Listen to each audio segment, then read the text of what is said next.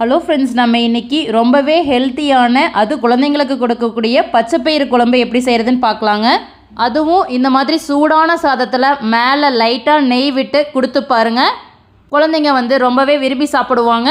எல்லோருக்கும் உடலுக்கு ரொம்பவே சத்தானது, ஆரோக்கியமானது. இப்போது ஒரு குக்கரில் 7 டம்ளர்லேருந்து 8 டம்ளர் அளவுக்கு தண்ணி ஆட் பண்ணிவிட்டு தண்ணி கொதி வந்ததையும் 1 டம்ளர் அளவுக்கு பச்சைப்பயிறு கழுவிட்டு ஆட் பண்ணிக்கலாம். 1 ஸ்பூன் அளவுக்கு விளக்கெண்ணெய், 2 தக்காளி பழுத்தது, 2 பச்சை மிளகாய், 6லேருந்து 7 பல் அளவுக்கு பூண்டு, 2 கொட்டை அளவுக்கு புளி, தேவையான அளவு உப்பு, மஞ்சள் தூள், இது எல்லாத்தையும் சேர்த்து நல்லா மிக்ஸ் பண்ணிவிட்டு 5 விசில் விட்டு எடுத்துக்கலாம்.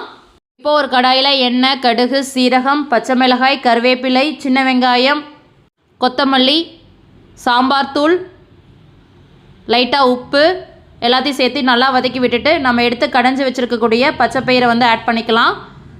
ஃபைனலாக பெருங்காயத்தூள் ஆட் பண்ணிவிட்டு நல்லா ஒரு மிக்ஸ் பண்ணி விட்டு ஒரு கொதி விட்டு இறக்குனீங்க அப்படின்னா பச்சைப்பயிறு குழம்பு ரெடி.